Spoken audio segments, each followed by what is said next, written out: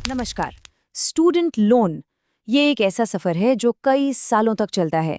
तो आज हम इसी पूरी यात्रा को समझने वाले हैं, बिल्कुल शुरू से लेकर जब लोन लिया जाता है उस आखिरी पेमेंट तक। और हाँ, ये भी देखेंगे कि इस सफर को बेहतर तरीके से कैसे मैनेज किया जा सकता है। चलिए, इस पूरी बात को एक बहुत ही जरूरी सवाल से शुरू करते हैं। सोचिए, 18 साल की उम्र में लिया गया एक लोन 30 साल की उम्र में किसी की जिंदगी पर क्या असर डालता है। ये सिर्फ कुछ नंबरों का खेल नहीं है, ये तो एक दशक से भी लंबी एक फाइनेंशियल जर्नी है। तो किसी भी लोन को मैनेज करने का पहला कदम क्या है? सबसे पहले हमें उसकी भाषा को समझना होगा। कुछ बेसिक चीजें हैं जिन्हें अगर हम समझ लें तो बेहतर फाइनेंशियल फैसले लेने में बहुत मदद मिलती है। अच्छा, तो सबसे पहले आता है मूलधन या प्रिंसिपल। ये बिल्कुल सीधी सी बात है। ये वो असली रकम है जो पढ़ाई के लिए उधार ली गई थी। आप इसे लोन की बुनियाद मान सकते हैं जिस पर पूरी इमारत खड़ी होती है। और फिर आता है ब्याज यानी इंटरेस्ट। सीधे शब्दों में कहें तो ये पैसा उधार लेने की कीमत है। ये प्रिंसिपल अमाउंट पर 1% के तौर पर लगता है।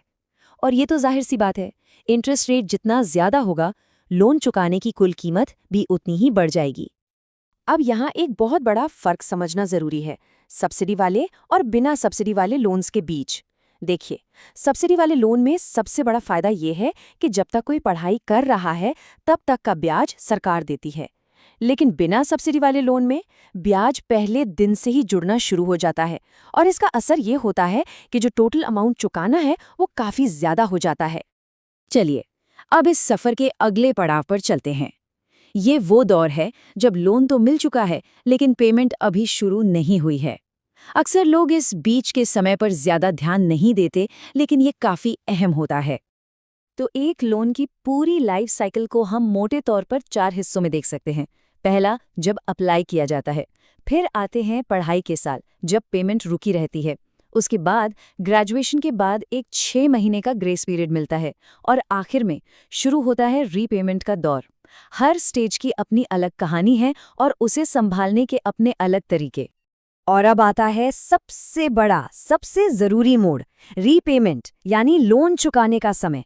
यहाँ पर जो भी फैसला लिया जाता है उसका असर आने वाले कई सालों की फाइनेंशियल लाइफ पर पड़ता है। इसलिए सही रास्ता चुनना बहुत बहुत जरूरी हो जाता है। आमतौर पर 2 रास्ते सामने आते हैं। एक है स्टैंडर्ड प्लान और दूसरा है income driven plan. Standard plan बिल्कुल सीधा है, 10 साल तक एक फिक्स्ड अमाउंट चुकाना है। इसमें कुल ब्याज सबसे कम लगता है। वहीं दूसरी तरफ इनकम ड्रिवन प्लान में महीने की किश्त इनकम के हिसाब से कम हो जाती है, जो एक राहत की बात है। लेकिन इसे चुकाने में 20 से 25 साल लग जाते हैं और नतीजा, कुल मिलाकर कहीं ज्यादा ब्याज देना पड़ता है। तो ये एक तरह का ट्रेड ऑफ है, हर महीने की आसानी या फिर लंबी अवधि में कुल बचत। और ये जो फर्क है ना, वो यहाँ एकदम साफ साफ दिख रहा है। Income driven plan short term में तो आसान लगता है, लेकिन लंबे समय में इसकी कीमत कहीं ज्यादा होती है, वो भी ब्याज के रूप में। देखिए, जिंदगी में हमेशा सब कुछ प्लान के मुताबिक नहीं चलता।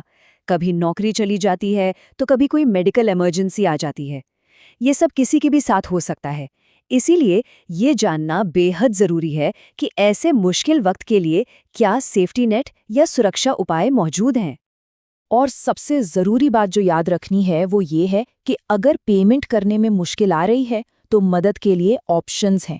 पेमेंट को कुछ समय के लिए रोकने के तरीके होते हैं। बस एक चीज़ कभी नहीं करनी चाहिए, वो है प्रॉब्लम को इग्नोर करना।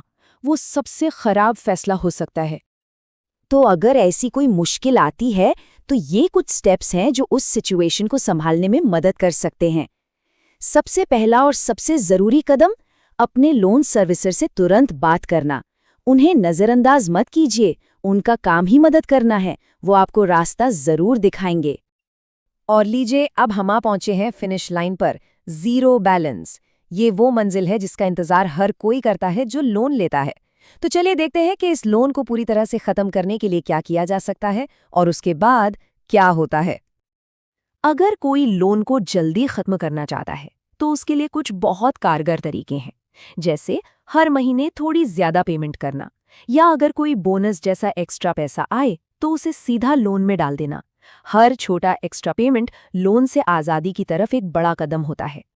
और इसी के साथ हम आखिरी सवाल पर आते हैं, जो भविष्य के बारे में है। एक बार लोन खत्म हो जाए तो उसके बाद क्या? देखिए, लोन का खत्म होना अंत नहीं है, बल्कि ये तो एक नई फाइनेंशियल शुरुआत है। अब सवाल ये है कि वो पैसा जो हर महीने किश्त में जा रहा था, अब उसका क्या होगा? ये एक मौका है उस पैसे को बचत, इन्वेस्टमेंट या किसी नए सपने को पूरा करने में लगाने का।